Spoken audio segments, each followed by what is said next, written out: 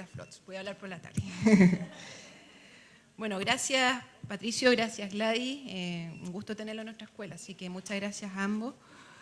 Yo también, bueno, tomar algunos puntos donde iré comentando algunos de los elementos planteados por Patricio y me permito complementar con otros también. Si partimos de lo que señalaba Patricio respecto a que la desigualdad es un problema, así como la podemos entender hoy día, que está instalada en nuestra sociedad desde la época colonial, efectivamente, lo que podemos ver históricamente es la reproducción de un modelo que ha tendido a favorecer la acumulación de la riqueza. Ya hoy día, por lo tanto, nos encontramos en una región del mundo, América Latina, y en un país con las más altas cifras de desigualdad económica en todo el mundo. Cosa preocupante, pero que deja de ser desde todo punto de vista una novedad. Entonces de repente creemos estar con un discurso novedoso respecto a que necesitamos superar las condiciones de desigualdad cuando en realidad son patrones estructurales, sociales, que han sido reproducidos por varios siglos en el país.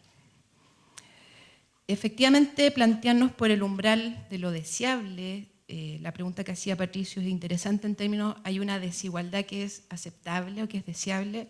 Si lo miramos desde el punto de vista contrario, es decir, desde la otra cara de la moneda, de lo que podríamos decir como la igualdad, por lo tanto, es que esto es muy, estamos medio complicado acá. Y la falta. Muy bien.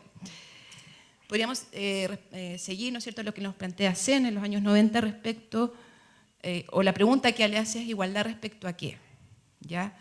Y en ese sentido lo que nos señala CEN es que hablar de igualdad nos lleva necesariamente a preguntarnos por cuál sería el ámbito fundamental de la igualdad. Toda vez que los seres humanos somos diferentes y existen diferencias de edad, de género, de color de piel, de lugar de nacimiento, etc. Y en vista de la diversidad del ser humano, CEN nos hace la pregunta, ¿igualdad respecto a qué? Desde ese punto de vista, por ejemplo, Balzer, que nos habla que toda vez que la sociedad contemporánea, ¿no es cierto?, se plantea como una comunidad distributiva, es decir, que para satisfacer nuestras necesidades básicas y no básicas, necesitamos distribuir estos bienes, estos servicios que nos permiten vivir y sobrevivir. Finalmente, lo que se considere por la igualdad deseable y por lo tanto la desigualdad aceptable, tiene mucho que ver con cómo valoramos cómo están distribuidos esos bienes entre nosotros. Y por lo tanto no deja de ser menor la pregunta qué es lo deseable y qué es lo aceptable en ese sentido, sobre todo considerando también lo que señalaba Patricio, que en un momento en este país, por lo menos en Chile, la mayor cantidad de los bienes se privatizaron y por lo tanto hoy día son bienes que se transan y se adquieren en el mercado.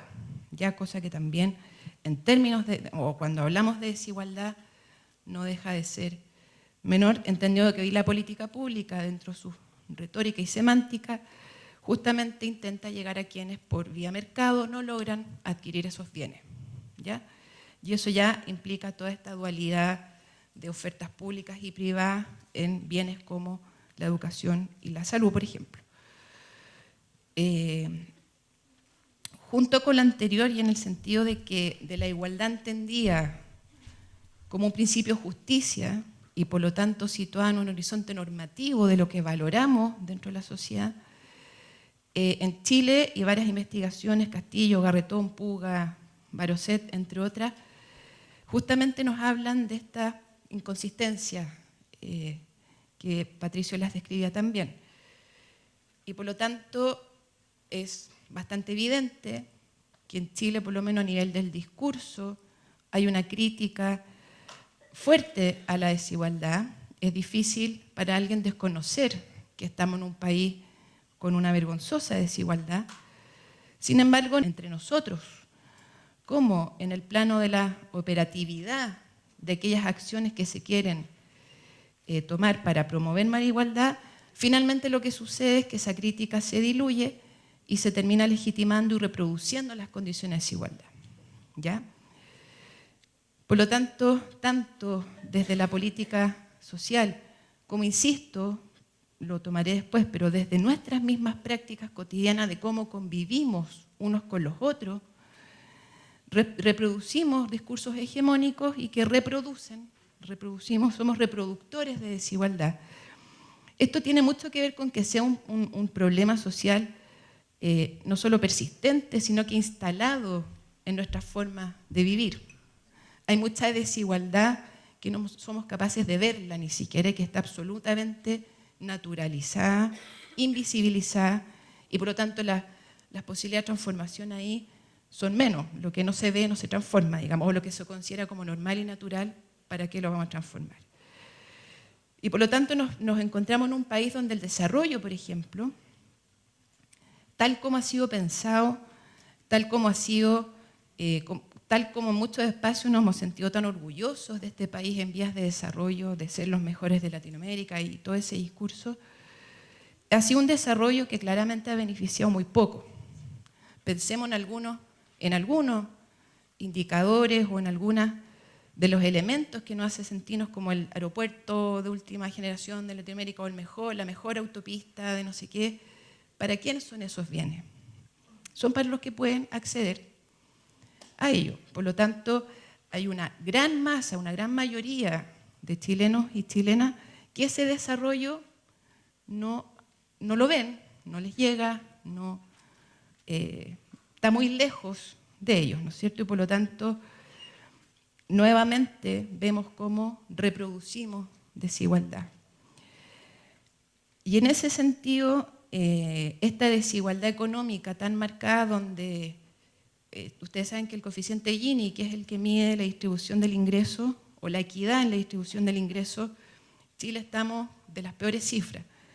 Si en Chile sacamos de esa medición de Gini el 1% más rico, el Gini baja considerablemente. Mientras más bajo el Gini, más igualdad. Por lo tanto, además nos encontramos un país altamente desigual y junto con ello una tremenda acumulación de la riqueza en unos pocos, ¿ya? Esta desigualdad económica, y también diversas investigaciones lo han logrado determinar así, provoca alta desconfianza entre nosotras, provoca formas de convivencia poco sanas, provoca desigualdades en otros ámbitos, siguiendo a Jonet, provoca una ausencia de la justicia entendida como reconocimiento también, porque no nos reconocemos por cuanto tenemos, pero no por quienes somos en muchos espacios. Y por lo tanto, si bien aquí no hay una relación causa-efecto y no lo quiero tampoco poner así, ciertamente la desigualdad económica va gatillando procesos de desigualdad más invisibles y que insisto que están tan instalados en nosotros que no somos capaces de verlo, de ponerlo como tema, etc. Mis últimos 2 puntos para terminar. Así como esta lógica del sujeto de derechos se ha instalado dentro de la normatividad a un nivel, estando muy de acuerdo con Pato, en un discurso exclusivamente, también se han instalado como formas de promoción de la igualdad el famoso apellido que se le ha puesto al crudo modelo neoliberal que se implementó en Chile, que es la igualdad de oportunidades. Y aquí, siguiendo autores como Dudet o Romer, la igualdad de oportunidades finalmente lo que ha hecho en Chile es bajar el umbral de lo aceptable, más bien de lo inaceptable. La igualdad de oportunidades nos hemos encargado de exagerar su relevancia en términos de lograr mejores condiciones de vida para las personas, cuando en realidad sabemos que las oportunidades, esto yo lo he señalado en otras instancias, hemos sido ciegos respecto a que las oportunidades de calidad y las que de verdad logran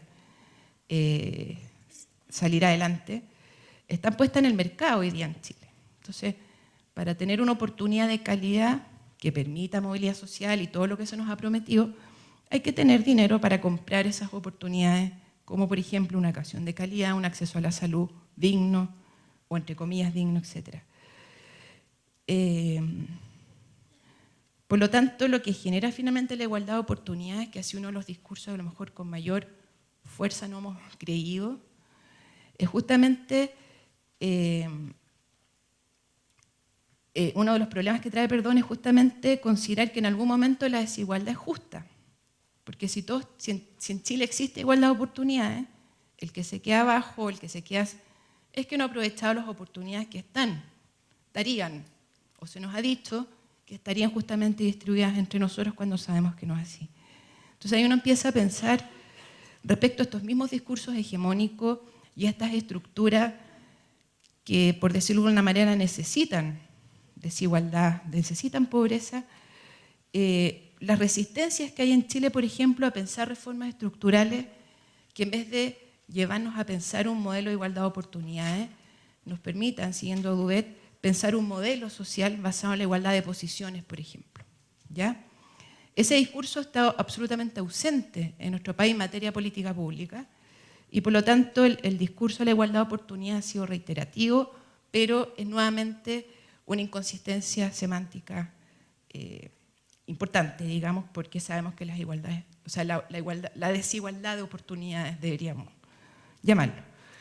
Y por último, para retomar el trabajo social en esto,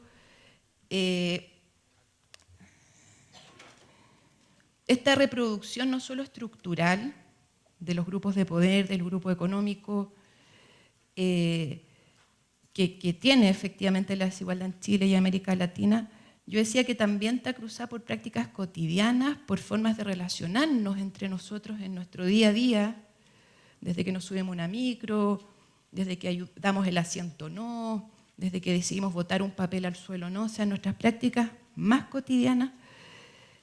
Las reformas estructurales, desde mi punto de vista, claro que son necesarias en Chile, pero también son necesarias unas reformas de conciencia, reformas mentales. Situar al desarrollo en cuántas carreteras y en cuántos autos se exportan, importan, etcétera, no nos llevaba muy lejos si no entendemos que el desarrollo también está en cada uno de nosotros en términos de cómo nos relacionamos y convivimos mejor. Yo creo que ahí el trabajo social en ese sentido, esta postura ético-política a la que hacía referencia Gladys, y este interventor de lo social en lo social, como nos decía Patricio, necesariamente o requiere dentro de su campo de acción, digamos, darle un contenido a la intervención social que implique darle consistencia semántica y darle un contenido en términos de justamente estas reformas que necesitamos de nosotros mismos, de cómo nos pensamos, de cómo nos relacionamos. Y yo creo que ahí la intervención social y nuestra vocación profunda de transformación social como profesionales se juega en promover, digamos, por un lado estilos de convivencia mejores y romper y hacer rupturas importantes para que los umbrales respecto a lo que es deseable en el ámbito de la igualdad o de qué es lo que vamos a aceptar en el ámbito de la desigualdad, lo podamos ir moviendo hacia espacios que efectivamente otorguen a todos una vida decente, siguiendo a Patricio. Eso, muchas gracias.